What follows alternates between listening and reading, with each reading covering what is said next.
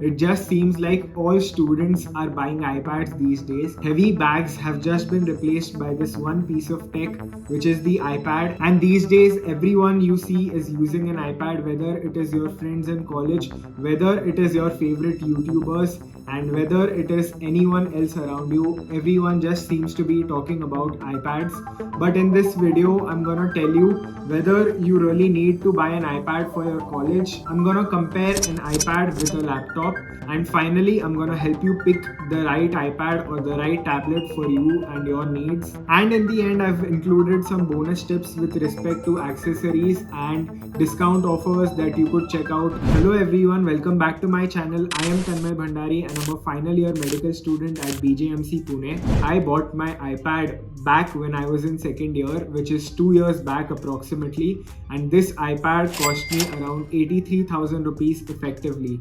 Let me explain. This is an iPad Pro M1 which has a 256 GB storage, and I have been using this iPad for the past 2 years. I've used this to make my own handwritten notes. I've used it to store my books, my textbooks and my PDFs. I've used it in order to create content and edit videos, and so far it has worked wonderfully. The only problem this has had in the past 2 years is the battery life, and the battery life is declining very rapidly. The reason that I bought this specific iPad is because this iPad has a 120 Hz refresh rate. So if you want to make notes, it makes writing notes a very smooth experience. So that was one factor. Also, it has an M1 chip, and I knew that I wanted to start YouTube at some point in my life, so I bought an iPad with higher specifications. So why do you need an iPad in the first place? First of all, it is gonna replace all of your textbooks, all of your notebooks, and it is gonna keep all of your information in one single place. So if your studying requires a lot of note taking,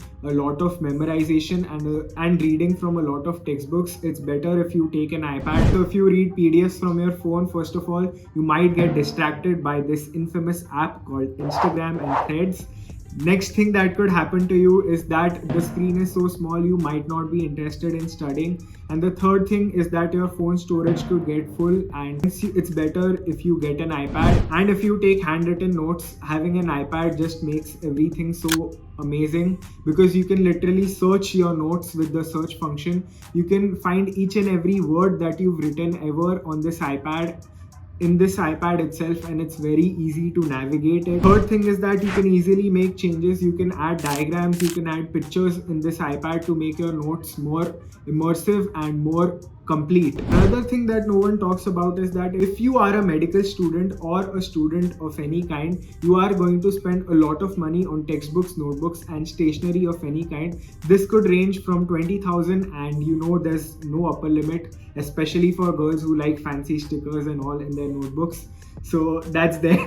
So that could cover up for majority of the cost of this iPad. So if you think that this iPad is a huge expense for you, you can just take the amount of the iPad and subtract the value of books, notebooks and textbooks that you are going to buy over the 4 or 5 years, and just subtract it from that, and that is your effective price of this iPad. Plus you can access all of these books, all of these textbooks at any place at any given point of time. So the convenience factor also gives in a lot of value. So for any iPad that you buy, to really understand if it is value for money for you. Now coming to the iPad versus laptop dilemma, and to be honest, ये dilemma only two types of people को है. First of all, the people who have their own laptops already and do not wish to buy an iPad. So you can just download all of your PDFs, all of your textbooks and scan all of your notes and keep them on your laptop, and it could come in handy. And the second type of people who want to buy a laptop are usually heavy gamers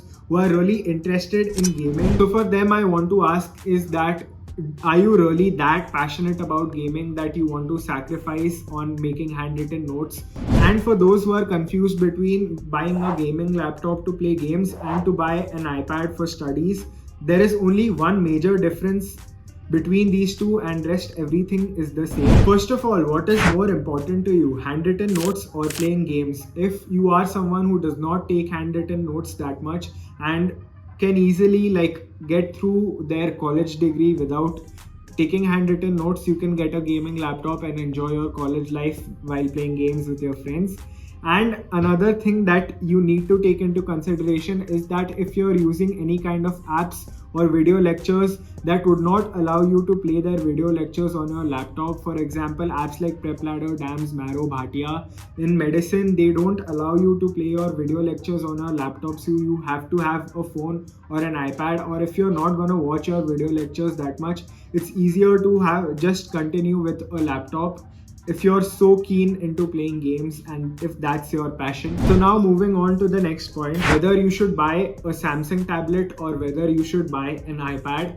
So the answer is simple. The Samsung tablet will be able to do anything and everything that an Apple tablet can do. In order to take digital handwritten notes, in order to save PDFs and textbooks, in order to mark your PDFs, and in order to be creative or make designs. So the iPad and the Samsung tablet are at equal when it comes to doing these tasks. But the only added advantage of having an iPad is that if you're looking to do something more than just taking notes on your iPad or your tablet, then an iPad is better than your Samsung tablet. This is because all latest apps come on the App Store first and then they come on Samsung. So whatever video editing apps, whatever design apps, whatever creative apps that you're looking for, they are more optimized for the iPad, and they have an iPad version, and Samsung does not have that kind of library or variety of apps. And the second thing that you should consider is that if you have any prior Apple product such as an iPhone, it becomes very easy to sync your data with an iPhone.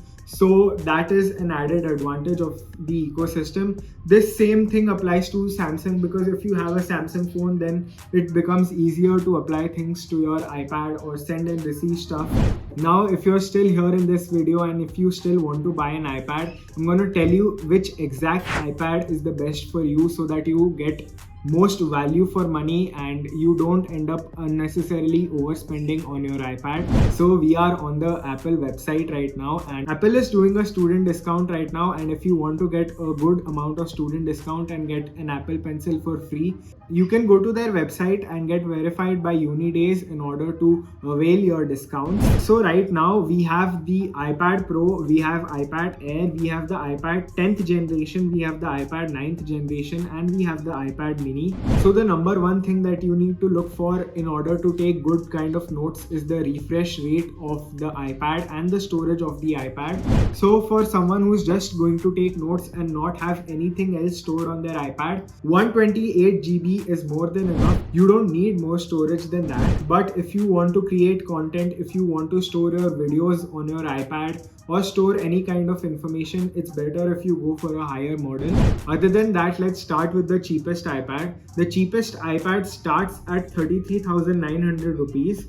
The basic effective screen size is the smallest in this iPad, and it is almost equal in all the other iPads. Let's ignore iPad mini for now because it is a complete waste, and it will only come in handy if you are a traveler and if you like to read books, but in order to take notes and read your textbooks, it is not a feasible option. So this has an A13 Bionic chip, and the iPad 10th generation has the A14 Bionic chip and M1 and M2 chips in the Air and Pro respectively. So if you're just gonna take notes on your iPad, A13 or A14 chip is good enough for you. You don't need anything else, and M1 and M2 chips are totally overkill.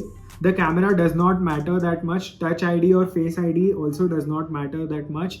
The charger will be given to you in the box, so that does not matter as much. The only thing that matters is the refresh rate. 120 Hz refresh rate is the best, and if you're really gonna take a lot of notes, then you should buy the 120 Hz model. It's not a necessity, and more importantly, I would highly encourage you guys to go to the Apple store or any kind of electronic store and try out these iPads and see what's the best fit for you. You can still take amazing notes with 60 Hz display, but when you take notes with 120 Hz display, everything is smooth, and even the iPad Air does not have a 120 Hz display. It just has an M1 chip, and it has two variants, which is the 64 GB and the 256 GB. It does not have the 128 GB version.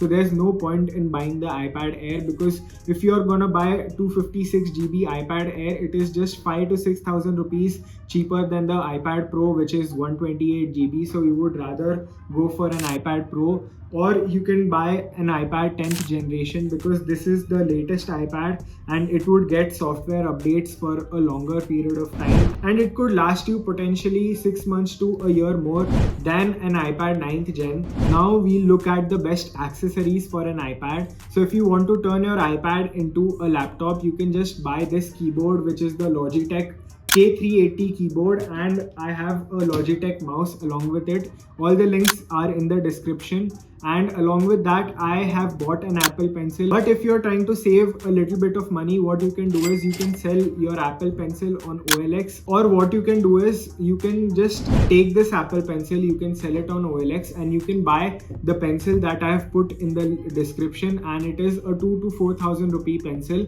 and you can charge it with a normal charger. It does not charge magnetically as it does on this iPad, but how your pencil charges does not really make a difference, and you can charge your pencil anytime you want, and it is definitely not worth paying 6,000 rupees for. If you are a designer and if you like drawing, then pressure sensitivity on this pencil and on any other non-Apple pencil is not the same, because it will give you an amazing experience.